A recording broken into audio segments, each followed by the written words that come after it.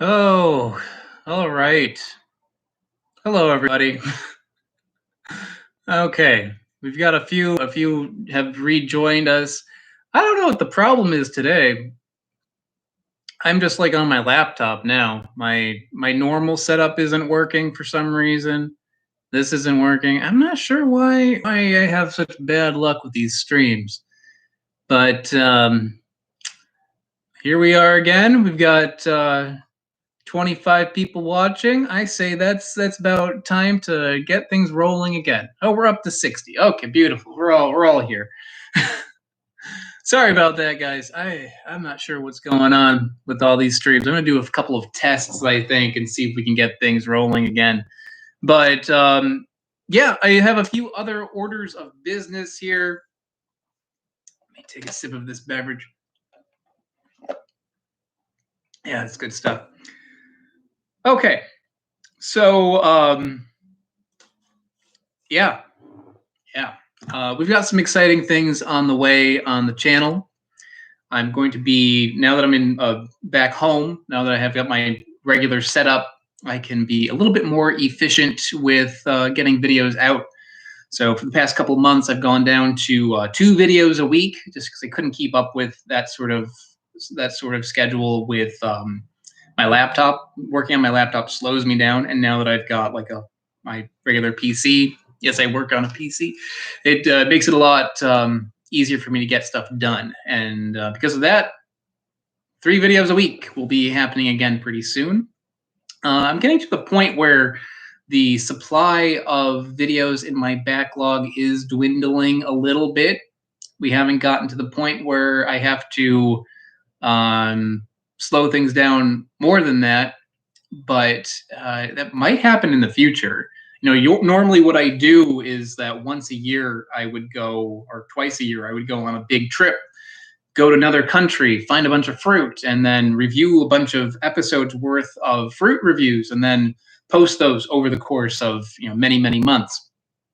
So since I haven't been traveling, that means I don't have as much in my backlog as usual. I mean, the good news is that I always keep like 6 months worth of backlog. I'm always I have much more.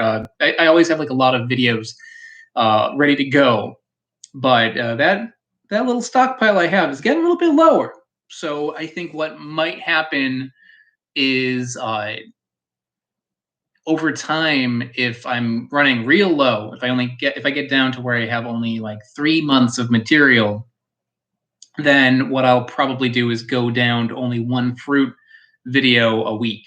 The third video, if I'm putting out 3 videos a week, it means I've got 2 fruit videos, reviews on whatever exotic fruit that I've picked up in my travels or that's been sent to me, and then the third one is a grab bag, so junk food, the fake milk things, and travel videos, stuff like that.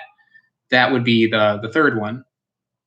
So what might happen in the future is if I end up getting less content, I'm still going to be producing videos. There's no way that's not going to happen, but it might end up being where there's like 1 fruit video and 1 non-fruit video a week. I want to keep at least 2 going at all times, but see what happens. Like, hopefully, things in the world will get a little better, and I'll be able to travel more, and that'll help. Ricky Donna just made a super chat. Thank you so much, Ricky. He said, "Have I been like the Good Mythical Mornings little brother?" Honestly, I've never seen that channel. I see it suggested, but I tried not to watch videos that do anything that's similar to what I do, because I don't want it to influence my content. I don't want to like accidentally say something that someone else said or anything like that. So I haven't actually watched Good Mythical Morning, but yeah, I've heard good things. So yeah, that's gonna be what's going on in the future. I still have plenty of videos right now, but if I start dwindling a little bit, I might slow down the amount that goes out. But although I can't travel, thankfully people are kind enough to send me things in the mail. So I've got a variety of people who do, like Wanderlust Nursery and Miami Fruit and Year of the Durian. There's so many different websites out there that are kind enough to submit things to for me to review, and that has been giving me a lot of content over the past year. So I haven't been traveling because of the pandemic, but I do still have a lot of stuff coming in, which is good. And I have ideas for more content, but yeah, not getting to travel does kind of makes it more difficult for sure. But once things get safe to do so and I can travel, there's going to be a lot of traveling happening.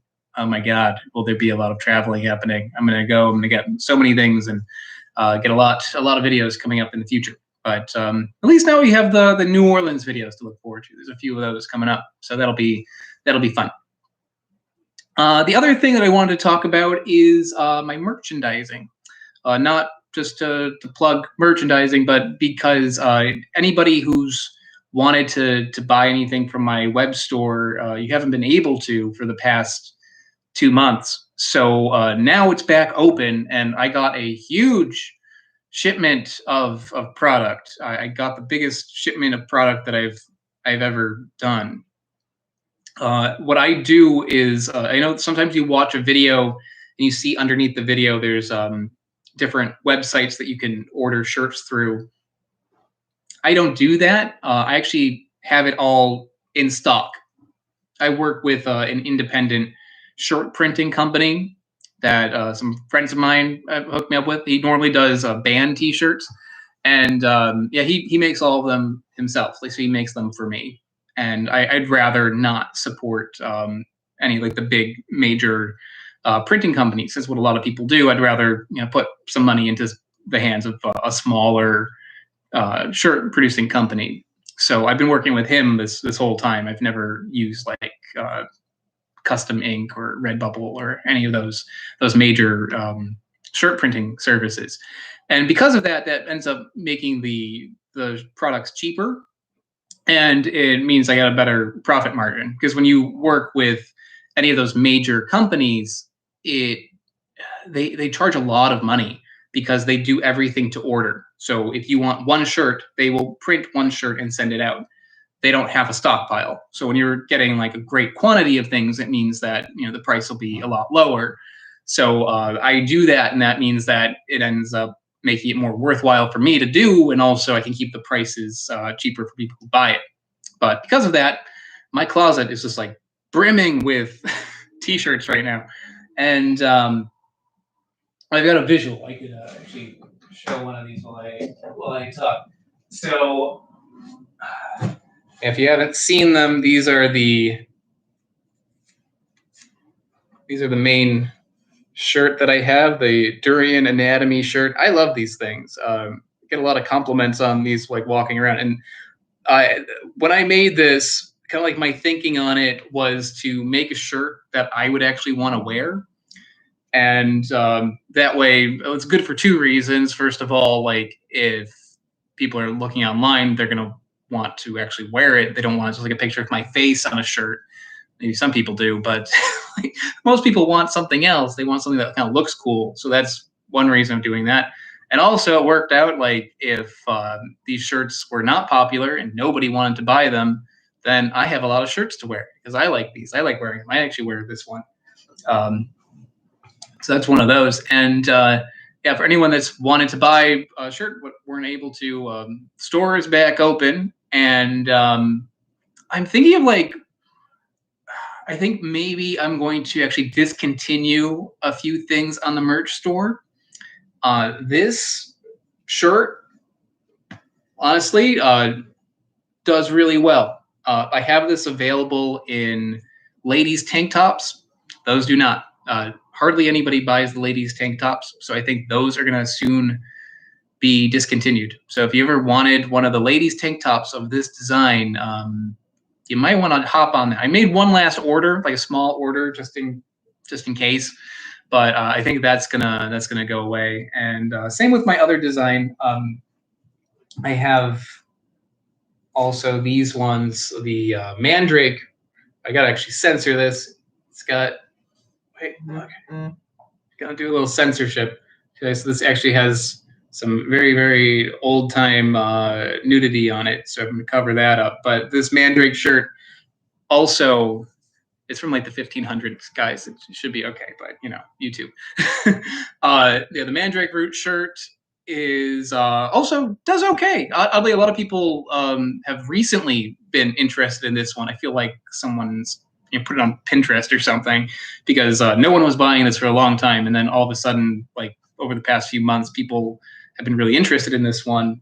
But one thing that doesn't sell are the ladies' tees. So I've got ladies' tees. They're like a little bit darker, but right, I can't show that. The ladies' tees are, yeah, no one buys them. Like, a few people here and there have bought them, but not too many people. So I think I'm going to discontinue lady sizes. I noticed that a lot of people buying these, buying the unisex ones, are women, but they don't want the lady size. They want the unisex one. So I'm gonna go with that. Yeah, so that's going to be going on. I also have bandanas for sale. I don't have one nearby to show you, but I've got banana bandanas. Those, now that we're almost a year into a pandemic where you got to wear a mask, I've noticed that people aren't buying those anymore. So I think that might have been a limited edition sort of thing. I might do like one more run of those if you want them. Now it's kind of like I'll put in a pre-order or something, but I'm all out of those. I think it might not be worthwhile doing another shipment of those, but I'm not sure. Maybe I'll do like a small order of that to close it out. But I think I might be stopping with that because I think a lot of people right now have like 20 masks just from having to deal with this pandemic for so long. You kind of like accumulate them. I've got like 6 over there, so yeah. That might be also kind of going the way of the dodo. I'm thinking of maybe doing another design in the future or having another product in the future. So that might happen. I'm thinking of different ideas. If anyone has ideas of what to do for another shirt design, I'm all ears. I was kind of thinking maybe doing something like a little bit different than that. Maybe doing something with Noni, the notorious Noni. Maybe a shirt that says "Just Say No to Noni," something like that. Been kind of kicking that around in my head, but we'll see. We'll see with that. I might do another shirt design. I think if I get rid of the ladies option, that will give me more room and be a little bit more. It's not really financially a good idea to have like a whole bunch of stock. So I'd rather once those supplies dwindle a little bit, I think instead of getting multiple styles, instead I'll get multiple designs. So I might get another design in the future in unisex. So I'm going to take another moment to answer any questions here, and then I think we'll wrap up. This has been, I don't know how long we've been going on because there's been 3 streams now, but I think we're going on an hour. It's about time to wrap things up, but I'll take a couple questions here. If super chats come through, I'll answer those right away because they flash. Otherwise, please don't just ask the same question 50 times because it kind of makes it difficult for me to read because this thing scrolls by pretty fast. Okay.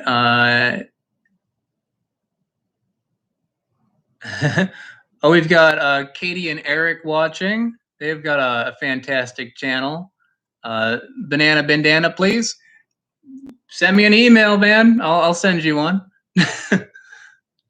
Yeah, they've got a great channel. So guys, check out Katie and Eric if you want a good travel video. They don't have to worry about the travel limitation. They're already somewhere cool. Let's see. Ricky Donna just gave a super chat. Just said, "Don't mind me." Thank you, Ricky.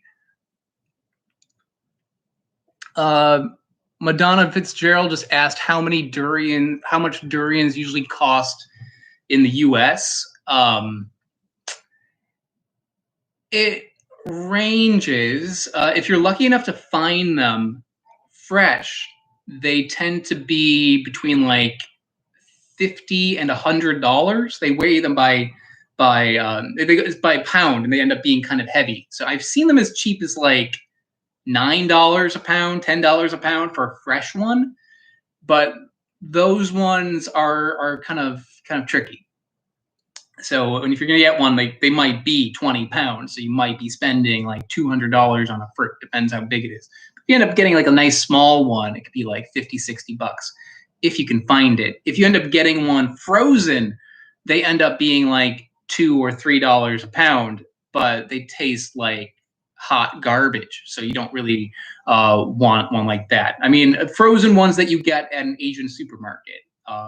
If you buy a tree drop durian, those end up being really nice, even if they are frozen. But the problem with that is that those end up being more expensive, and you can get those on Year of the Durian does that. Miami Fruit does that.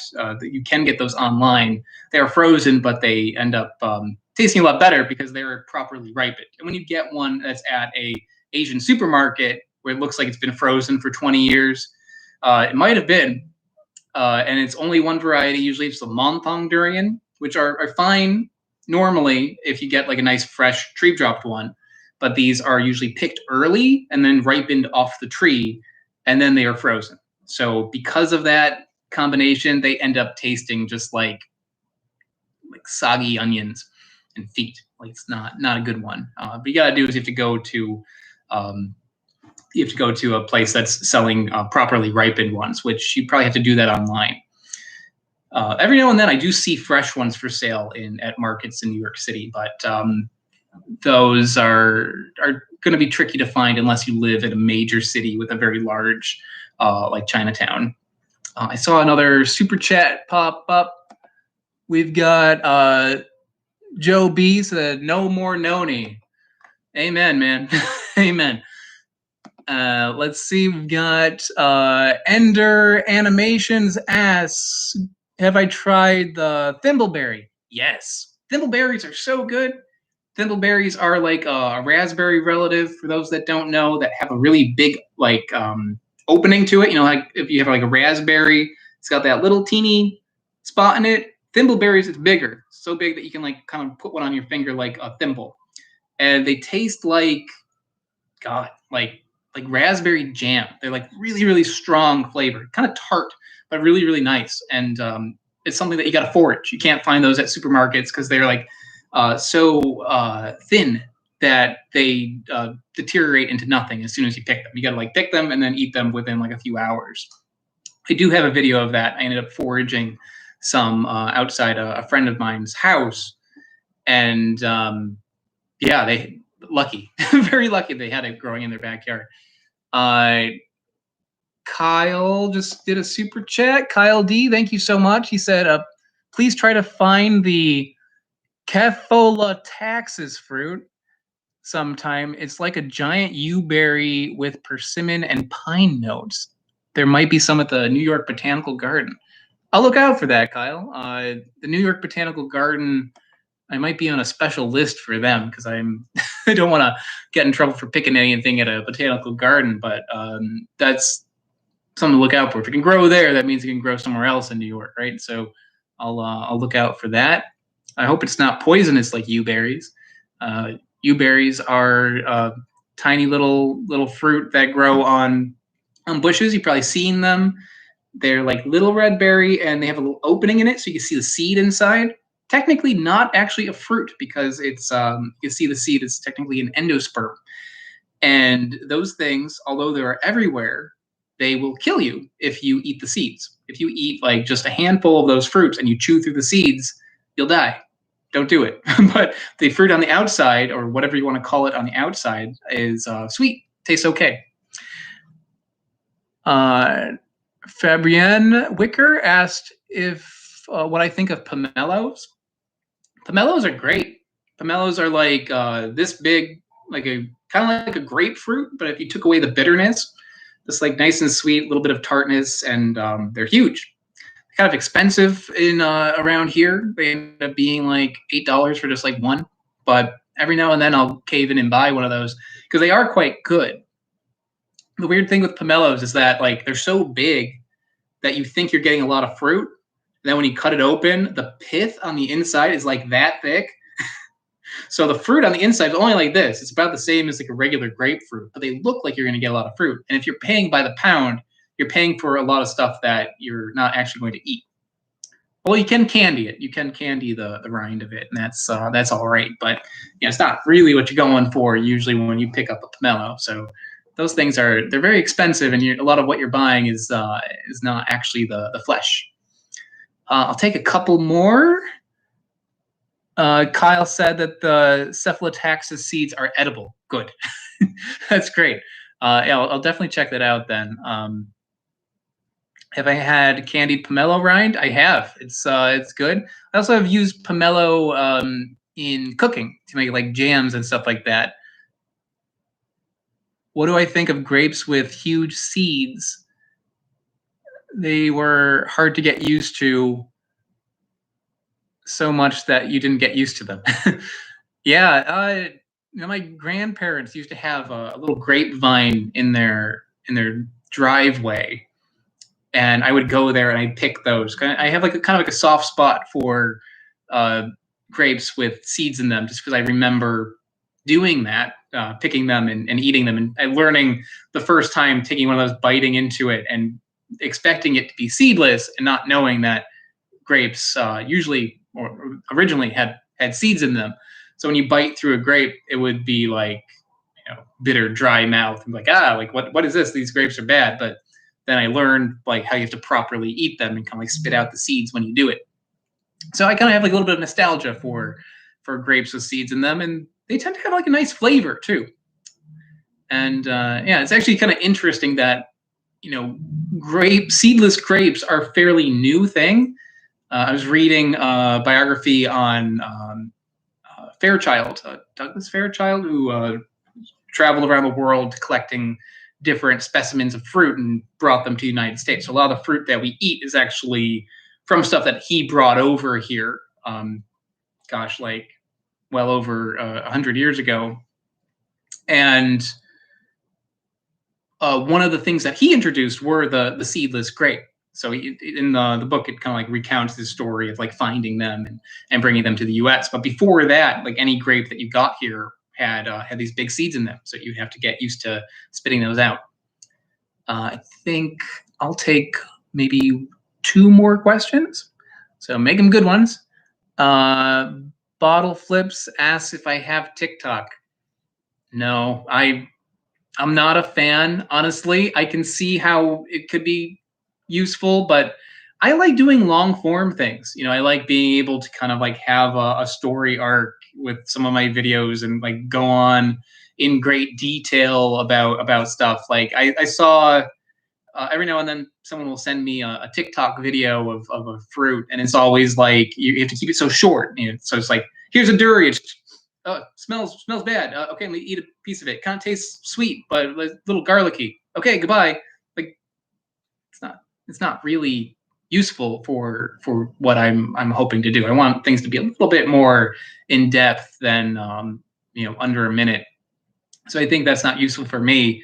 It is useful for comedy. If you wanted to make like use the parameters of the minute to make something that's going to be funny.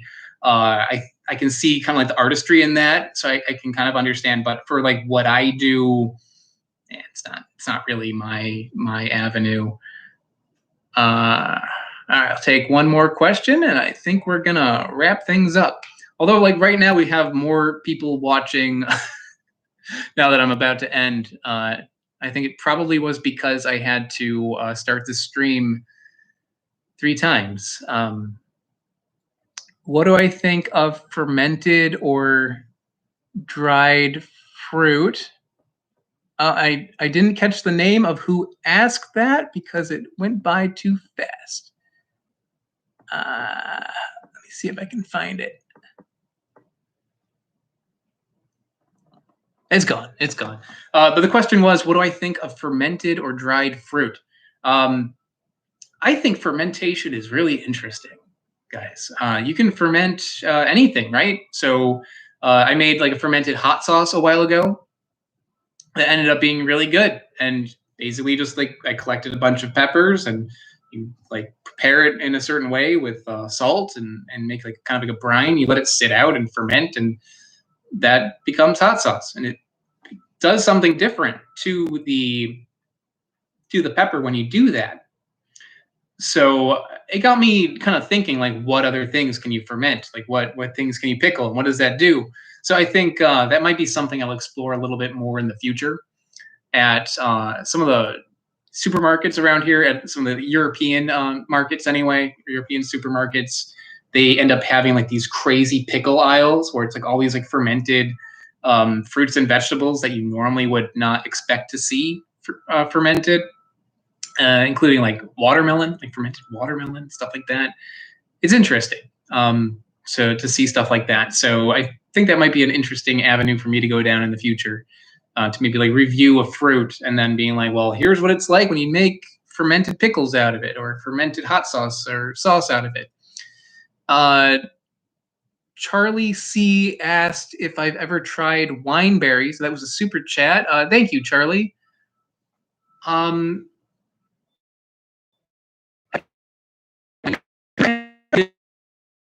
think I froze a little bit again. All right, we back? All right, I think I'm here. You guys can hear me okay? Can you see me? Hello. Okay. We're lagging, but we're there. We're back. Okay. Great. The numbers are dropping. The moment it starts freezing up, people are like, all right. Which makes sense because it's like third time you've had to put up with it. Sorry about that, guys. I've been having some technological problems today. But to answer Charlie's question, I'm just going to answer that question. If any other super chats pop up, I might answer those. I'll answer those also. But otherwise, I'm gonna wrap things up here. But yeah, Charlie asked if I ever had wine berries. I don't think I've never done it on the channel, but I've foraged them before. Not recently though. It's another thing. When I was younger, there was like a wineberry bush outside my my house, and I remember eating those. They taste good. I think I made a jam out of them once when I was like a teenager, but I've actually never done it on this channel, and I haven't found them recently. I think you can probably forage them here in New York City, but I haven't come across them. So yeah, maybe in the future. Well, definitely in the future at some point, I'm sure. But yeah, I think that is about it, everybody. Thank you so much. I know it's been a long time since I've had a live stream on this channel, and I think going forward, I'm probably gonna do this a little bit more often, maybe like once a month. The past couple of months, if anyone has just joined, I haven't done any live streams because I was not home. I was in New Orleans. So coming up in the future, there'll be a few videos from New Orleans. If there's going to be more things on my web store. So if you haven't checked it out, go to weirdexplorer.com if you want to get yourself a shirt. Those are there. And I'll probably do another one of these in about a month. And hopefully by then, I'll figure out how to work this camera so it doesn't create so many issues. All right. Take care, everybody. Thanks a lot.